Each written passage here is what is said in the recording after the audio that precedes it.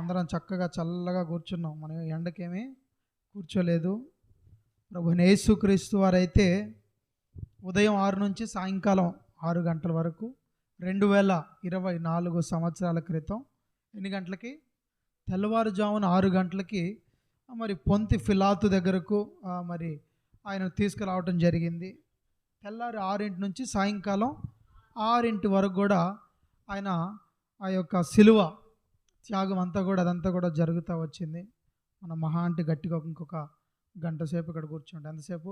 గంట సేపు. అది కూడా చక్కగా చల్లగా ఉన్నటువంటి ఒక ఏసీ హాల్లో కూర్చొని ఉన్నాం. అంతేనా? ఏమి ఎండకలే కనుక ఎవరు ఇబ్బంది పడద్దు. చక్కగా దేవుని మాటలు వినాలని నేను మిమ్మల్ని ప్రేమతో కోరుకుంటున్నాను. చూద్దాం, ఈ దినాన ప్రభు అయినటువంటి యేసుక్రీస్తు వారు సిలువ మరణాన్ని పొందుటకు గల కారణాన్ని మీకు తెలియజేస్తాను. అదేవిధంగా ఆయన సిలువ మరణం పొందుట వలన సృష్టిలో వచ్చినటువంటి ఆ సృష్టి ఏ రీతిగా సృష్టికర్తను గురించి ఏ రీతిగా విలపించింది అన్న విషయాన్ని తెలియజేస్తాను. ఇంకా తెలియజేస్తాను, ఆయన మరి అనేకులు ఆయన్ను మరి ఆ యొక్క సిలువ మరణం ద్వారా ఆయన హింసించారు కదా. కొరడా దెబ్బలైతేనేమి, ముండ్ల కిరీటం అయితేనేమి, ఆ చేతుల్లో మేకులైతేనేమి, ఇంకా అనేక విధాలుగా ఆయన గాయపరిచారుగా. ఆ గాయాల వలన ఆయన అలా ఇబ్బంది పెట్టడం వలన ఆయన మరణించాడా లేక ఏ రీతిగా మరణించాడని అనేకమైనటువంటి విషయాలు క్లుప్తముగా పరిశుద్ధాత్ముడు నా హృదయంలో ఉంచినటువంటి మాటలు మీదుట ఉంచాలని ఆశపడుతున్నాను. ఇంతవరకు దైవజనులు అమూల్యమైన మాటలు తెలియపరిచారు. మరి ఆయన సిలువ మరణం పొందడం ద్వారా 7 మరి అద్భుతమైనటువంటి ఆశీర్వాదాలు ఏ విధంగా మనం పొందుతూ ఉన్నామనే విషయాలు దైవజనులు చెప్తూ వచ్చారు. ఆ మాటలు కూడా శ్రద్ధగా విని మన యొక్క ఆత్మీయ జీవితంలో ముందుకి కొనసాగాలి. హల్లెలూయా.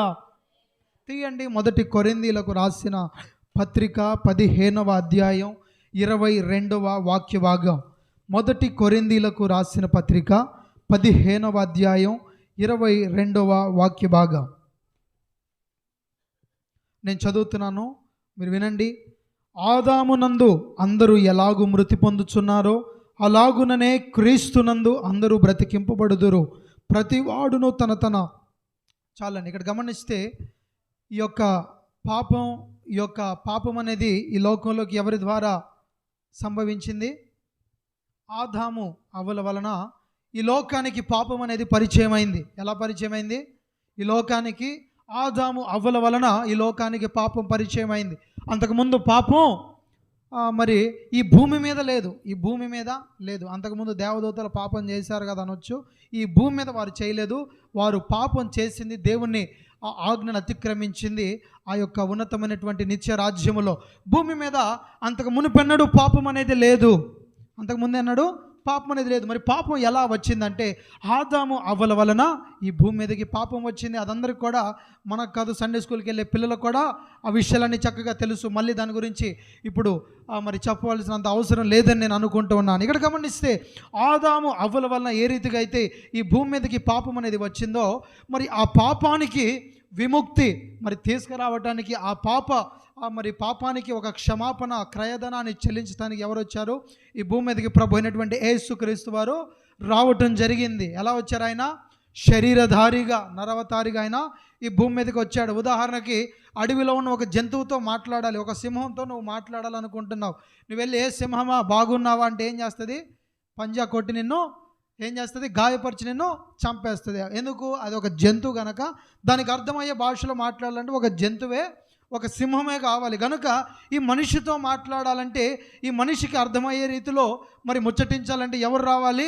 ఒక నరవతారిగా ఉన్నటువంటి, ఒక పరిపూర్ణమైనటువంటి పరిశుద్ధత కలిగినటువంటి ఎవరు? దైవ కుమారుడు ఈ భూమి మీదకి జన్మించాలి.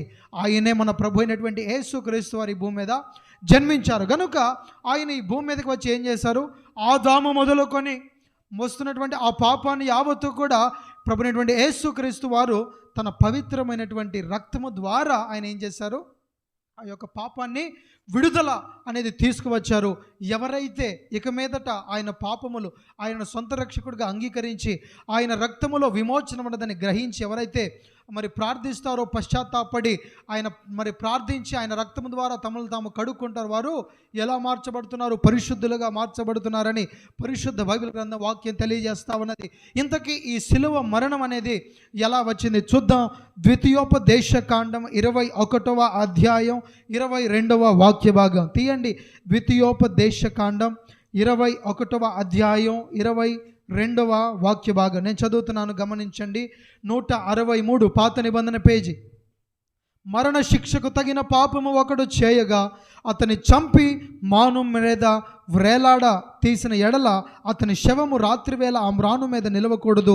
వ్రేలాడ తీయబడిన వాడు దేవునికి శాపగ్రస్తుడు గనుక నీ దేవుడైన యెహోవా స్వాస్థ్యముగా నీకు ఇచ్చుచున్న దేశమును నీవు అపవిత్రపరచుకున్నట్లు అగత్యముగా ఆ దినమున వానిని పాతి పెట్టవాలని. ఇక్కడ గమనిస్తే ఈ యొక్క శవము అంటే మరి మరణ శిక్షకు తగిన పాపం ఎవరైనా చేస్తే వారిని ఎలా శిక్షించాలి? మ్రాను మీద వ్రేలాడ తీయాలి అనేటువంటి ఒక నిబంధన, ఒక కట్టడ అనేది దేవుడే మరి అలాంటి ఆజ్ఞను అనుమతించినట్లుగా మనం ఇక్కడ ద్వితీయోపదేశకాండంలో మనం చూడొచ్చు. ఆ వ్యక్తిని సాయంకాల వేళ వరకు ఆ శిలువ మ్రాను మీద అంటే ఆ మ్రాను మీద ఉంచి ఆ తర్వాత తీయాలని ఇక్కడ ఆ వాక్యంలో చాలా స్పష్టంగా మనకు తెలియజేస్తూ ఉన్నది. అయితే ఇక్కడ ఆ యొక్క శిలువ మరణం పొందేది ఎవరంటే శాపగ్రస్తమైనటువంటి ఒక వ్యక్తి పొందుతున్నాడు, లేదా మరి మరణ శిక్షకు తగిన పాపం చేసిన ఒక వ్యక్తి పొందుతున్నాడని వాక్యం సెలవిస్తుంది. వాస్తవానికి ప్రభువైనటువంటి యేసుక్రీస్తు వారు మరణానికి తగినటువంటి పాపం ఏదైనా చేశారా? మరణానికి తగిన పాపం ఏదైనా చేశాడా? ఆయన ఏమీ చేయలేదండి. ఆ మాటలని కూడా మనం మత్తయి సువార్త, మార్కు, లూకా, యోహాను సువార్తల్లో ఆ యొక్క పిలాతు ఆయన్ను మరి సిలువ మరణానికి అప్పగించే ముందు ఈ మనుషులు నాకేం కనపడట్లేదు, ఎలాంటి ఏ విధమైనటువంటి పాపం ఈ వ్యక్తిలో నాకు కనిపించట్లేదు, ఇతను నేను ఎందుకు సిలువ వేయాలి అని అన్నప్పుడు అక్కడ ఉన్నటువంటి యూదులందరూ కూడా ఎక్కువగా గోల చేసి కేకలు వేసి అతని సిలువ వేయమని వారు కుట్రతో చెప్పినట్లు కూడా ఆ విషయాలను మనం చూడొచ్చు. అంటే ఆయనలో మరణ శిక్షకు తగిన ఏది కూడా ఆయనలో ఎంత మాత్రం లేదు. మరి శాపగ్రస్తమైనటువంటి వ్యక్తి మాత్రమే సిలువలో వేలాడదీయబడతాడని వాక్యం సెలవిస్తుంది. మన అందరి అంటే ఆ యొక్క ఆదాము మొదలుకొని మరి అంతటి వరకు అంటే యేసు ప్రభు వారు జన్మించే అంతవరకు ఉన్నటువంటి మనుషులందరి నిమిత్తం, ఆ తరువాత ఆయన ఏదైతే సిలువ త్యాగాన్ని చేసి ఇక ముందు భావితరాలన్నీ కూడా ఈ యొక్క ప్రభు అయినటువంటి యేసుక్రీస్తు వారు రెండవ రాకడలో మరి తిరిగి ఆయన వచ్చేంతవరకు కూడా మనుషులుగా ఈ భూమి మీద జన్మించే ప్రతి ఒక్కరి యొక్క పాపముల నిమిత్తం ఆయన ఏమయ్యాడు? శాపగ్రస్తుడిగా మార్చబడ్డాడు. హల్లెలూయా! శాపగ్రస్తుడిగా మార్చబడి ఆ యొక్క శిలువ మ్రాను ఆయన ఎక్కినట్లుగా మనం చూడొచ్చు. ఆ విషయాలు మొదటి పేతురు పత్రిక 2వ అధ్యాయం 24వ వాక్య భాగంలో మనం చూడొచ్చు. తీయండి, మొదటి పేతురు పత్రిక 2వ అధ్యాయం 24వ వాక్య భాగాన్ని నేను చదువుతున్నాను, మీరు గమనించండి. మనము పాపుల విషయమై చనిపోయి నీతి విషయమై పాపముల విషయమై చనిపోయి నీతి విషయమై జీవించినట్లు ఆయన తానే తన శరీరమందు మన పాపములను మ్రాను మీద మ్రోసికొనెను. ఆయన పొందిన గాయముల చేత మీరు స్వస్థత నొందితిరి. ఇక్కడ గమనిస్తే చాలా చక్కగా మరి పేతురు గారు తన పత్రికలో వ్రాస్తూ వస్తున్నారు. ఎవరి పాపముల నిమిత్తం, ఎవరి శాపముల నిమిత్తం? మన పాపముల నిమిత్తం, మన శాపముల నిమిత్తం, మానవాళి పాపము శాపం నిమిత్తం ఆయన ఏమయ్యాడు? మ్రాను మీద వ్రేలాడ తీయబడ్డాడని మరి పేతురు గారు తన పత్రికలో చాలా స్పష్టంగా తెలియజేస్తూ ఉన్నాడు. ఆయన ఏమీ పాపం చేయలేదు, ఆయనలో పాపం లేదు. ఈ భూమి మీద మరి ఆయన జీవించినటువంటి సంవత్సరాల్లో, దినాల్లో ఆయనతో పాటు ఉన్నటువంటి సమకాలికులే కావచ్చు, ఆయన చూసినటువంటి వ్యక్తులకి ఒక గొప్ప సవాలును విసిరాడు. ఆయన ఏం సవాలు? నాలో పాపం ఉన్నదని మీలో ఎవడైనా స్థాపించగలడా అంటే ఏ ఒక్కడు కూడా ఆయన ఎదుట నిలబడే ధైర్యం చేయలే. ఎందుకంటే ఆయనలో పాపం లేదు. హల్లెలూయా! ఆయనలో ఏం లేదు? పాపం లేదు. ఆయనలో జన్మ పాపం, కర్మ పాపం ఎలాంటిది లేదు. ఆయన ఒక తల్లి తండ్రి కలయిక వలన పుట్టినటువంటి వాడు ఎంత మాత్రం కానే కాదు. ఆయన ఎలా పుట్టాడు?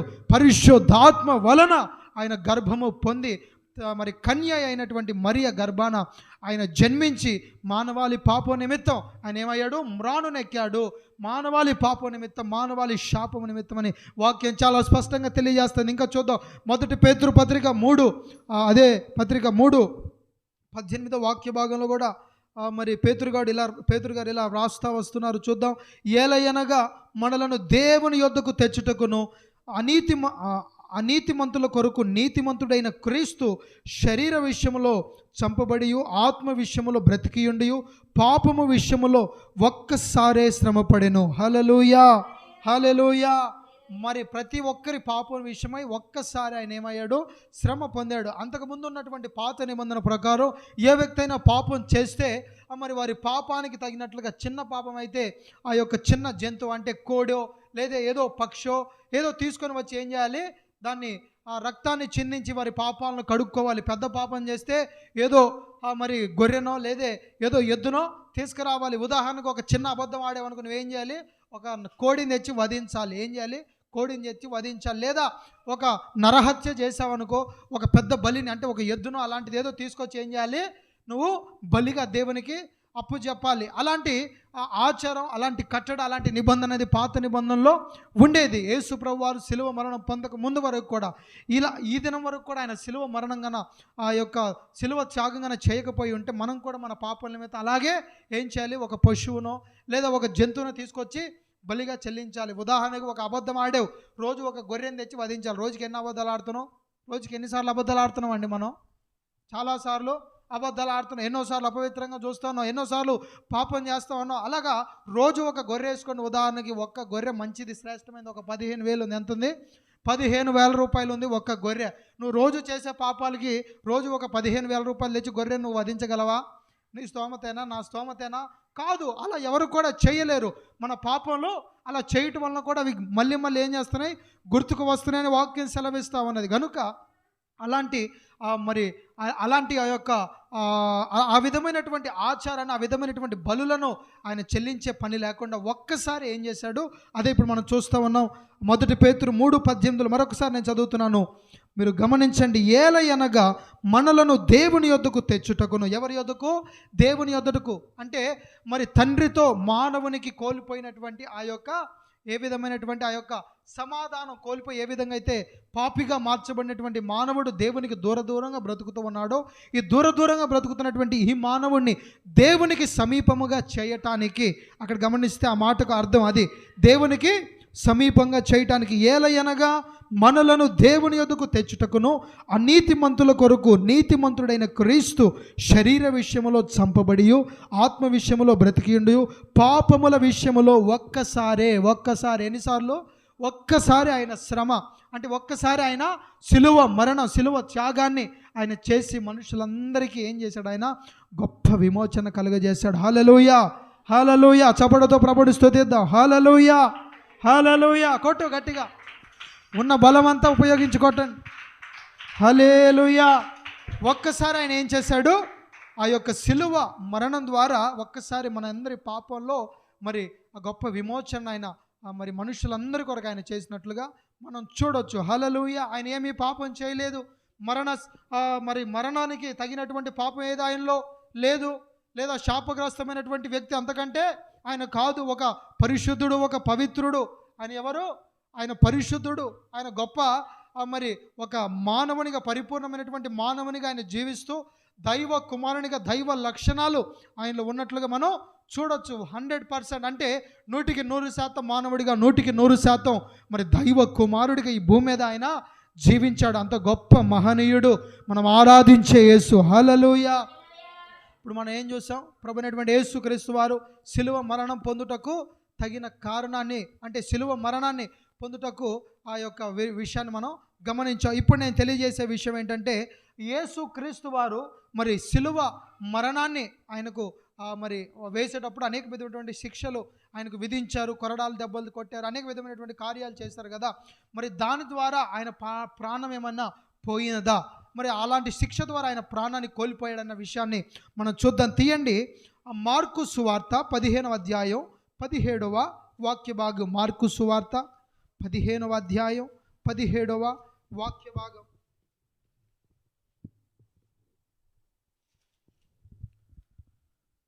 గమనిస్తే మార్కు సువార్త 15వ అధ్యాయం 17వ వాక్య భాగాన్ని గమనిస్తే, ఆయనకు ఊదారంగు వస్త్రము తొడిగించి ముండ్ల కిరీటము ఆయన తల మీద పెట్టి, ఇక్కడ గమనిస్తే చాలండి, ఇక్కడ గమనిస్తే ఆయనకి ఏం చేశారు? ఊదా రంగు వస్త్రాలను ఆయనకు తొలగించినట్లుగా మనం చూడొచ్చు. ఇంకా గమనిస్తే మొదటిగా ఆయనకు చేసిన పని ఏంటంటే కొరడా దెబ్బలు ఆయనకు విధించినట్లుగా మనం చూడొచ్చు. ఆ మాటలు మత్తయి సువార్త 27వ అధ్యాయం 26వ వాక్య భాగంలో మనం చూడొచ్చు. ఎందులో మత్తయి సువార్త 27:26లో ఆ మాటలు మనం గమనించవచ్చు.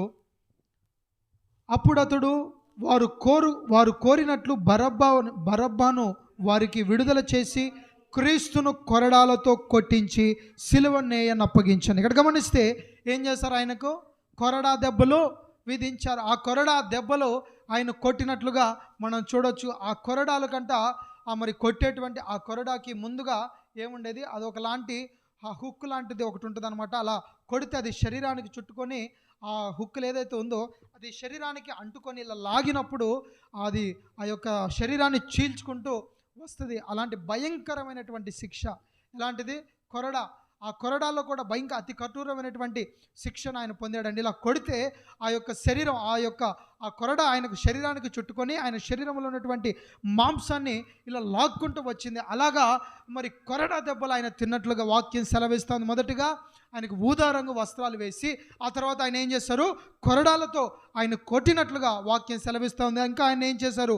అదే 27వ అధ్యాయం 29వ వాక్య భాగంలో గమనిస్తే ముండ్ల కిరీటమును అల్లి ఆయన తలకు పెట్టిరి. ఇక్కడ గమనిస్తే ముండ్ల కిరీటాన్ని ఆయనకు ఒకటి అల్లారండి. ఏం అల్లారు? ముండ్ల కిరీటాన్ని. వాస్తవానికి శిలువ మరణం వేసే వారికి అలాంటి కిరీటం అల్లరు. కానీ ఆయన మీద, యేసుక్రీస్తు వారి మీద అక్కడ ఉన్నటువంటి ఆనాటి యూదులకే కావచ్చు, ఆనాటి మత పెద్దలకు, పరిసయ్యులు, మరి శాస్త్రులు, వారందరూ కూడా ఆయన మీద ఉన్నటువంటి కోపాన్ని బట్టి, ద్వేషాన్ని బట్టి ఆయనకు ఒక ముండ్ల కిరీటాన్ని అల్లారు. ఏం అల్లారు? ముండ్ల కిరీటం అల్లి ఆ ముండ్ల కిరీటాన్ని తలకు పెట్టారు. ఆ ముండ్లను మనం గమనిస్తే యెరూషలేంకి వెళ్ళి వచ్చేవారు తెలియజేస్తూ ఉంటారు. ఆ ఒక్క ముళ్ళు ఎంత ఉంటుందంటే సుమారు మన వేలు కంటే కూడా ఇంకా కాస్త పొడుగుగా ఉంటుంది. ఎంత ఉంటుంది? మన వేలు కంటే చాలా పొడుగుగా ఉంటుంది.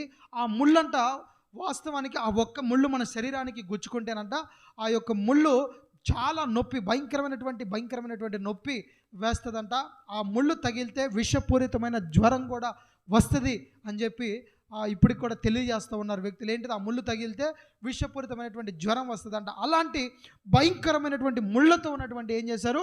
ఆ ముండ్ల కిరీటాన్ని ఆయన తలకు అల్లి పెట్టారండి. ప్రభువైనటువంటి యేసుక్రీస్తు వారికి అల్లి పెట్టి ఇంకా వారి కోపం చల్లారలేదు. ఇంకా ఏం చేశారు చూస్తే 27 అదే మత్తయి సువార్త 27వ అధ్యాయం 30వ వచనములో ఆయన మీద ఉమ్మి వేసిరి. ఇంకా గమనిస్తే ఆయన మీద ఏం చేశారు? ఉమ్మి వేసినట్లుగా మనం చూడొచ్చు. అసలు సాధారణంగా ఏ వ్యక్తి కూడా ఒక వ్యక్తి మీద ఉమ్ము వస్తే ఎవరైనా ఊరుకుంటారా? ఊరుకోడు. సహజంగా ఒక మానవుడికే ఎంతో కోపం వచ్చేస్తుంది. ఎందుకంటే ఎవరైనా ఉమ్మి వేస్తే మన మీద కాదు, మనం చూసి ఎవరైనా కింద ఉమ్మేస్తే తట్టుకోలేరు. నేను రీసెంట్గా హైదరాబాద్లో ఒక వ్యక్తి, మాకు తెలిసిన వ్యక్తి, ఆయన చూస్తూ ఒక అతను ఉమ్మి వేశాడంట. ఉమ్మి వేస్తే వచ్చి బాగా బాధపడేశాడు, మెత్తగా కొట్టి పోలీస్ స్టేషన్కి కూడా వెళ్ళాడు ఆ వ్యక్తి. ఎందుకు? నా ముందు ఉమ్మూసాడు, అందుకే నేను కొట్టానని చెప్పి కొట్టిపోయి పోలీస్ స్టేషన్లో కూడా వెళ్ళి ఆ శిక్షణ అనుభవించాడు. అంటే ఎవరు కూడా మన ఎదురు ఉమ్మూస్తేనే ఎవరు కూడా ఊరుకో. అలాంటిది యేసు ప్రభువారి మీదనే ఉమ్ము ఊశారు అక్కడ ఉన్నటువంటి ఆ క్రూరులైనటువంటి వ్యక్తులు. ఇంకా గమనిస్తే అదే 27:34 వచనంలో మనం గమనిస్తే, అలా కిందకి చదివితే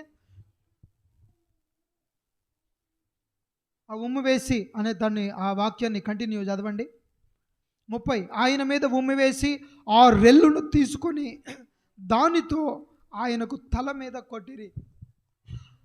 ఇక్కడ గమనిస్తే తలకి ఏం పెట్టారు? ముండ్ల కిరీటం పెట్టారు. వారి దగ్గర ఒక రెల్లు ఉందంట. ఆ రెల్లు తీసుకొని ఏం చేశారు? తల మీద కొట్టారండి. ఏం చేశారు? తల మీద కొట్టారు. ఆ తల మీద కొడితే ఆ తలలో ఆ ముళ్ళన్నీ ఏమైపోయాయి? ఇలా ఇక్కడ తల దాకా వచ్చిందంటే ఇలా ఆ కణతల్లోకి ఆ యొక్క ఈ సెన్సిటివ్ పార్ట్, ఇవన్నీ కూడా చాలా సెన్సిటివ్ పార్ట్స్ అనమాట. ఇందులోకి ఏమైపోయాయి? ఆ ముళ్ళన్నీ కూడా ఆయన కణతల్లోకి దిగిపోయాయి. ఆ లోతుగా ఉన్నటువంటి ముళ్ళులో పెట్టినంత మాత్రాన వారికి ఏమవలేదు, వారి ఆనందం ఇంకా తీరలేదు. ఏం చేశారు? ఆయన తల మీద గట్టిగా కొట్టినట్లుగా రెల్లుతో ఆ ముండ్ల కిరీటాన్ని కొడితే ఆ ముళ్ళన్నీ కూడా ఏమైపోయాయి? ఈ తలలో కణత భాగంలోకి ఆ ముళ్ళన్నీ కూడా దిగిపోయాయి. అంత ఘోరమైనటువంటి ఆ ముండ్ల కిరీటం ఆయన తల మీద పెట్టి రెల్లుతో కొట్టినప్పుడు కూడా ఆయన ఇంకా బ్రతికే ఉన్నాడు. ఆయన ప్రాణం ఏమాత్రం పోలేదండి. ఇంకా గమనిస్తే ఇంకా చూడొచ్చు మరి 27:34లో మనం గమనిస్తే 27:34 చేదు కలిపిన ద్రాక్ష రసమును ఆయనకు త్రాగనిచ్చిరి. ఏం చేశారు? ఒక చేదు ద్రాక్ష రసాన్ని ఆయనకు త్రాగనిచ్చారు. ఆయన దాన్ని త్రాగలేదు. ఆ విషయాన్ని మనం చదివితే కంటిన్యూయేషన్, త్రాగనిచ్చిరి కానీ ఆయన దానిని రుచి చూచి త్రాగనొల్లకపోయాను. ఆయన రుచి చూచి దాన్ని తాగలేదు. అలా చేదు ద్రాక్ష రసాన్ని కూడా ఆయనకు త్రాగించారు. బహు కిరాతకంగా ఆయన ఎంతగానో మరి హింసించారండి. ఆయన ఎంతగానో శ్రమ పెట్టారు. ఇంకా అక్కడికి కూడా వారి కోరిక తీరలేదు. చేతులకు ఏం చేశారు? మేకులు కొట్టారు. ఇంకా కాళ్ళకు కూడా ఆయనకి ఏం చేశారు? మేకులు కొట్టారు. ఇంకా గమనిస్తే మరి యోహాను సువార్త 19వ అధ్యాయం 34వ వాక్య భాగాన్ని గమనిస్తే, యోహాను సువార్త 19:34 తీయండి. 19వ అధ్యాయం 34వ వాక్య భాగం గమనిస్తే, సైనికులలో నొకడు ఈటతో ఆయన ప్రక్కను పొడిచెను, వెంటనే రక్తమును నీళ్లును కారెను. ఇంకా ఏం చేశారు? సైనికులు మరి ఆ ఈటను తీసుకొచ్చి ఏం చేశారు? ప్రక్కలో పొడిచారంట. ఆయనకి ఎక్కడ? ప్రక్కలో ఆయనకి ఏం చేస్తారు? ఈటను పొడిచారంటండి. ఎంత క్రూరమైనటువంటి ఆ శిక్ష కదా, భయంకరమైనటువంటి శిక్ష. అక్కడున్నటువంటి సైనికులు ఇంకా చనిపోయాడు, ఇంకా బ్రతికున్నాడని వారి కోపం చల్లారికి ఇంకా కూడా పక్కలో బల్లాన్ని పొడిస్తే, ఆ బల్లం లోతుకి తెలుసు కదా, ఇనుము ఏదన్నా శరీరానికి పొడిస్తే ఉంటుందా? లోతుకి వెళ్ళిపోతుంది పేగులు, అది లోపలికి వెళ్ళిపోయి శరీరంలో ఉన్నటువంటి భాగాల్లో ఆ ఈట తగిలి బయటకు వచ్చింది. అక్కడ ఇంకా శరీరంలో రక్తము లేక ఏమొచ్చింది? ఇక ఆఖరిగా నీరు ఆ భాగం నుంచి, ఆ ప్రక్క నుంచి రక్తంలో నుంచి ఇక రక్తం లేక నీరు కారినట్లుగా వాక్యం సెలవిస్తుంది. అంత భయంకరమైనటువంటి ఆ ఈటతో పొడిచినప్పుడు కూడా ఆయన ప్రాణం పోలేదండి. ఆయన ప్రాణం పోలేదు. ఇక్కడ గమనిస్తే చాలామంది మాట్లాడుతూ ఉంటారు, మరి యేసుక్రీస్తుని ఎరగని వారు ఆయన 3 మేకులు పీక్కోలేకపోయినటువంటి మీ దేవుడు, చెక్క మీద మరి ఉన్నటువంటి దేవుడని అలా అవహేళనగా 3 మేకులు పీక్కోలేని దేవుడు అంటూ మాట్లాడతారు. ఇక్కడ గమనిస్తే ఆయనకి ఊదారంగు వస్త్రాలు తొడిగించారు, కొరడా దెబ్బలు ఆయనకి కొట్టారు, ఇంకా ఏం చేశారు? తల మీద ముండ్ల కిరీటం పెట్టారు, ఆ రెల్లుతో తల మీద కొట్టారు, ఆయన చేతులకు ఆ మేకులు వేశారు, కాళ్ళల్లో 2 కాళ్ళు కలిపి మేకు కొట్టారు, ఇంకా ఆయన ప్రక్కలో బల్లెటపు ఆ యొక్క పోటును కూడా పొడిచారు. అప్పుడు కూడా ఆయన ప్రాణం పోలేదు. మరి ప్రాణం ఎలా పోయిందంటే లూకా సువార్త 34వ అధ్యాయం 46వ వాక్య భాగం. లూకా సువార్త 34వ అధ్యాయం 46వ వాక్య భాగం చూద్దాం ఒకసారి. 23:46 గమనిస్తే, అప్పుడు యేసు గొప్ప శబ్దముతో కేక వేసి, తండ్రి నీ చేతికి నా ఆత్మను అప్పగించుచున్నాను నేను. హల్లెలూయా. బిగ్గరగా చెప్దాం, హల్లెలూయా, హల్లెలూయా. ఆయన ప్రాణం ఏ మనుషుడు కాదు కదా, ఏ సైనికుడు, ఏ రాజు, ఎవరు కూడా ఆయన ప్రాణం తీసే అధికారం ఎవరికి లేదు. ఆయన ప్రాణం ఆయనంతటా ఆయనే తండ్రికి అప్పు చెప్పాడు. హల్లెలూయా, హల్లెలూయా. నా ఆత్మను నీ చేతికి అప్పగిస్తున్నాను తండ్రి అని అలా తలవాల్చి ఆయన ప్రాణం విడిచాడు. హల్లెలూయా, హల్లెలూయా. అంత గొప్ప ప్రాణత్యాగాన్ని ఆయన చేశాడు. ఎలాంటి శిక్ష కూడా ఆయన ఏం చేయలేకపోయింది, ఆయన ప్రాణాన్ని తీయలేకపోయింది. హల్లెలూయా, హల్లెలూయా. ఎలాంటి విధమైనటువంటి శిక్ష, ఎలాంటి విధమైనటువంటి ఇబ్బంది, అమ్మని లేపండి కాస్త చక్కగా నిద్రపోతూ ఉన్నారు, మరి ఎలాంటి విధమైనటువంటి శిక్ష ఏది కూడా ఆయన ప్రాణాన్ని తీయలేకపోయింది. ఆయనంతటా ఆయన ఏం చేశాడు? తన ప్రాణాన్ని పెట్టారండి. ఈ సత్యాన్ని మనం గ్రహించాలి. గుడ్ ఫ్రైడే కదా, ఏం విన్నావయ్యా అంటే ఏం చేయాలి? అనేకులకు చెప్పాలి, ఇతరులకు ఏం చేయాలి? చెప్పాలి. గుడ్ ఫ్రైడే, శుభ శుక్రవారం అంటే ఏందయ్యా అని ఎవరైనా నేను అడిగితే ఆయన శిలువ మరణం ఎందుకు పొందారు, మరి ఆయన పాపం చేసి పొందాడు, మరణ శిక్షకు తగిన పాపం ఏదైనా ఆయన ఉందా, లేదా శాపగ్రస్తుడిగా మార్చబడి ఆయన మరణ శిక్ష పొందాడా? శిలువ మరణం అంటే కాదు. ఏ విధంగా శిలువ మరణం పొందాడు, ఎందుకు పొందాడంటే ఆదాము మొదలుకొని వస్తున్నటువంటి ఆ శాపాన్ని తొలగించడానికి ఆయన సిలువను ఎక్కవలసినటువంటి పరిస్థితి. మరి మనుషులందరి పాప నిమిత్తం ఒక్కసారి ఆయన సిలువలో ప్రాణాన్ని పెట్టారు, మరి ఆయన రక్తాన్ని కార్చారు. ఇంకా గమనిస్తే ఏ విధమైనటువంటి శిక్ష ఆయన ప్రాణాన్ని తీయలేకపోయింది. ఇంకా గమనిస్తే మరి ఆయన ప్రాణం పోయింది కదా, మరి ఆయన ప్రాణం పోయినప్పుడు, ఆయన సిలువ మరణ విధిస్తున్నప్పుడు, సృష్టికర్తను వారు హింసిస్తున్నప్పుడు సృష్టి ఊరుకుంటుందా? సృష్టికర్తను ఏం చేశారు? వారు హింసించారు, ఇబ్బంది పెడతా ఉన్నారు. మరి సృష్టి ఊరుకుంటుందా? సృష్టి ఊరుకోలేదు. చూద్దాం మత్తయి సువార్త 27:45. మత్తయి సువార్త 27వ అధ్యాయం 45వ వాక్య భాగం. మధ్యాహ్నం మొదలుకొని 3 గంటల వరకు ఆ దేశమందంతటను చీకటి కమ్మిన. ఇంతగా విన్నాం కదా. ఏం కలిగింది? చీకటి కమ్మిందంట. సాయంకాలం చీకటి ఎప్పుడు వచ్చిందండి? సాయంకాలం సూర్యుడు అస్తమించినప్పుడు చీకటి రావాలి. మరి మిట్ట మధ్యాహ్నం చీకటి అవ్వటం ఏంటి? సృష్టి విరుద్ధం కదా. సృష్టికర్తను మరి హింసిస్తుంటే సృష్టి మౌనంగా ఉంటుందా? ఉండదు. సృష్టి యావత్ ఏమైంది? చలించిపోయింది. ఒక గొప్ప చీకటి ఆ దేశమంతటిని కూడా కమ్ముకున్నట్లుగా వాక్యం సెలవిస్తూ ఉన్నది. ఇంకా ఏం జరిగింది చూద్దాం. అదే మత్తయి సువార్త 27:51 గమనిస్తే, అప్పుడు దేవాలయపు తెర పైనుండి క్రిందకి ఏమైంది? చినిగిపోయింది. దేవాలయపు తెర అంటే మరి పాత నిబంధనలో మరి దేవాలయపుకు ఒక తెర ఉండేది. అతి పరిశుద్ధ స్థలానికి పరిశుద్ధ స్థలానికి ఒక తెర అనేది ఉండేది. యాజకుడు మాత్రమే ఆ ప్రధాన యాజకుడు మాత్రమే సంవత్సరానికి ఒక్క మారు ఆ అతి పరిశుద్ధ స్థలంలోనికి వెళ్ళి వస్తూ ఉండేవాడు. అలాంటి ఒక నిబంధన, అలాంటి ఒక పరిశుద్ధ స్థలానికి అతి పరిశుద్ధ స్థలానికి అలా మధ్యలో ఏముండేది? ఒక తెర అనేది ఉండేది. ఆ తెర ఏమైపోయింది? ఆయన శిలువ మరణం ద్వారా పైనుండి కిందకి ఏమైందంట? చినిగిపోయింది. అంటే మనుషులకు, అంటే ఏ మనిషికి కూడా ప్రవేశం లేనటువంటి పరిశుద్ధ స్థలంలోనికి ప్రవేశం లేనటువంటి తెర చినిగిపోవడం ద్వారా మనుషులందరికీ, అంటే ఈ భూమి మీద ఉన్న ప్రతి ఒక్కరికి కూడా ఈ రీతిగా దేవుని మందిరంలో వచ్చి మనం కూర్చొనగలుగుతున్నామంటే ఆనాడు ఆ తెర చినిగింది కనుక ఈ రీతిగా మనందరం కూడా వచ్చి ఏమవుతున్నాం? ఇలా చక్కగా మందిరంలో 4 గోడల మధ్యలో ఆయన మందిరంలో కూర్చొని ఆయన స్తుతించగలుగుతున్నాం. లేదంటే ప్రధాన యాజకుడు మాత్రమే ప్రత్యక్ష గుడారములో ఆయన ఉండి ఆ పరిశుద్ధ స్థలములో మరి మనందరి అంటే మనుషుల పక్షముగా, మనుషుల పాపల విషయమై మరి దేవుని దగ్గర ఏదైనా వినాలన్నా మాట్లాడాలన్నా ప్రధాన యాజకుడు ఒక్కడే వెళ్ళి వస్తూ ఆ పరిశుద్ధ స్థలాన్ని దాటుకొని వెళ్ళి వస్తూ ఉండేవాడు. మనుషులు ఎవరికి ప్రవేశం లేదు.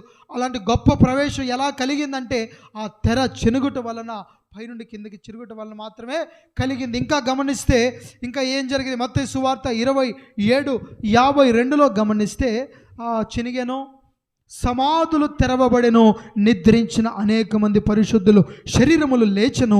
వారు సమాధుల్లో నుండి బయటకు వచ్చి ఆయన లేచిన తరువాత పరిశుద్ధుల పట్టణములు ప్రవేశించి అనేకులు అగుపడిరి. హల్లెలూయా, హల్లెలూయా. ఇంకా ఏం జరిగిందంటే అనేకులు సమాధులు ఏమయ్యాయి? తెరవబడ్డాయి. ఆనాడులో మరి సమాధులు తెరవబడ్డాయి అంటే మరి ఎవరు లేచారు అన్నది వాక్యంలో సంబోధించలే. కానీ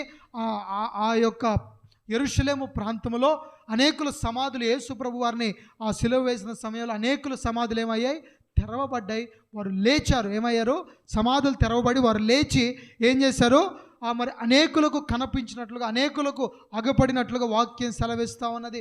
సమాధులు తెరవబడటం అంత ఈజీగా, చనిపోయిన వారు లెగటం మామూలు విషయమా? కాదు. ఎందుకంటే అది కేవలం సృష్టికర్తకు మాత్రమే సాధ్యం. సృష్టికర్తను ఆ రీతిగా హింసిస్తున్నప్పుడు జరిగినటువంటి అలాంటి గొప్ప ఆశ్చర్య కార్యం, అలాంటి గొప్ప అద్భుత కార్యం. అనేకులు సమాధులు తెరవబడ్డాయి, వారు లేచారు, అనేకులకు కనిపించి అనేకులతో మాట్లాడినట్లుగా వాక్యం సెలవిస్తూ ఉన్నది.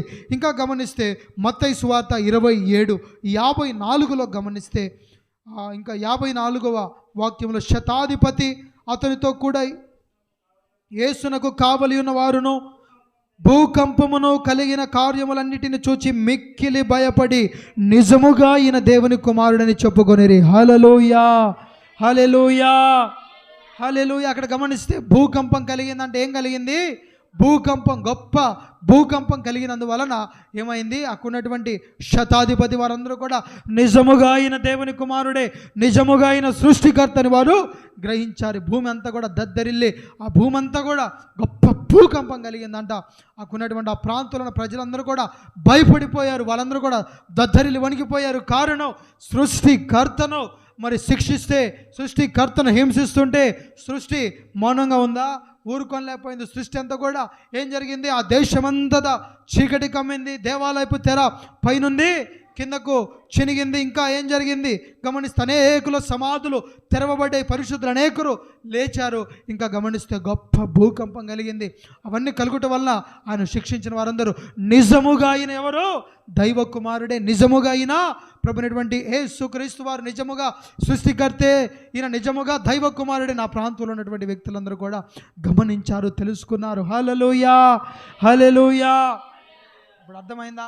ఆయన సిలువ ఎందుకు ఎక్కవలసి వచ్చింది, సిలువ మరణం ఎందుకు ఆయన పొందాడు, ఇంకా గమనిస్తే ఆయన ప్రాణాన్ని హింసించినటువంటి హింసల వలన, శ్రమల వలన ఆయన ప్రాణం పోయిందా లేదా, ఇంకా గమనిస్తే ఆయనకు మరణ శిక్ష విధించబడేటప్పుడు సృష్టిలో జరిగినటువంటి అల్లజడులు, ఈ విషయాలన్నీ కూడా మరి తేటగా విన్నాం.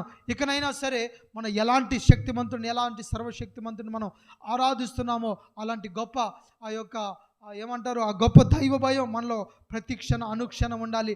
అలాంటి గొప్ప ప్రాణ త్యాగాన్ని మన కొరకు ఆయన చేశారండి. మన ఊరికి సింపుల్గా నోటితో మాట్లాడుకున్నంత ఈజీగా అవన్నీ జరిగిపోవాలా. మన నోటితో మాట్లాడుకొని సింపుల్గా ఆయన సిలువ ఎక్కాడు, చనిపోయాడని చక్కగా కాళ్ళారు చెప్పుకొని మంచంలో కూర్చొని తింటా చెప్పుకున్నంత ఈజీగా జరగలేదు. చాలా భయంకరమైనటువంటి శిక్షణ ఆయన ఈ భూమి మీద అనుభవించాడు. ఎంతో భయంకరమైనటువంటి క్రూరమైనటువంటి మనుషులు చేత ఆయన హింసించబడి ఆయన ప్రాణాన్ని మనందరి కొరకు కూడా ఆయన పెట్టాడు.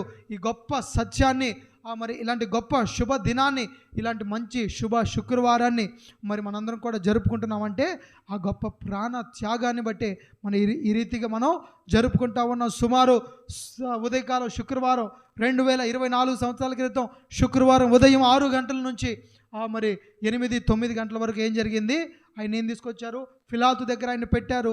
పిలాతు దగ్గర ఆయన పెట్టి మాట్లాడుతూ వచ్చారు. ఆయన్ని ఏమని, మరి ఆయనకు తీర్పు తీర్చబడింది, ఈయన సిలువ వేయాలా లేదా బరబ్బని విడుదలించాలని. అప్పుడు పిలాతు ఎంతగానో ప్రయత్నించినట్లుగా మనం చూడొచ్చు. పిలాతు గారు ఎంతగానో ప్రయత్నించి ఆయన్ను ఆ యొక్క సిలువ మరణం నుంచి తప్పించడానికి ప్రయత్నం చేశాడు. కానీ అక్కడున్నటువంటి యూదులు ఒప్పుకోలే. 6 నుంచి 9 గంటల వరకు ఇవన్నీ జరిగింది. ఈ ప్రాంతంలో 9 నుంచి మరి ఆయన ఆ యొక్క గొల్గొతా అనేటువంటి స్థలానికి ఆ యొక్క సిలువను ఆయన భుజాన మీద పెట్టి మోసుకుంటూ గొల్గొతా అనేటువంటి ఆ కొండకు ఆయన తీసుకువెళ్ళారు. అక్కడ సుమారు 9 గంటలకు ఆయన ఎగ్జాక్ట్గా మరి సమయం 9-10 మధ్యలో ఆయన సిలువ వేశారు. ఆయన సిలువ వేస్తే సుమారు 12 గంటల వరకు కూడా ఆయన సిలువలో అలానే మరి అలా హింసలు పొందుతూ అలాగ బాధపడుతూ అలా సిలువలో ఆయన అలా ఉన్నాడు. 12 గంటలకు సుమారు ఏలి ఏలి లామా సబక్తా, నా దేవా నా దేవా నన్నెందుకు చేయి విడిచావు అనేటువంటి మాటను 12 గంటల ప్రాంతంలో ఆయన పలికినట్లుగా మనం చూడొచ్చు.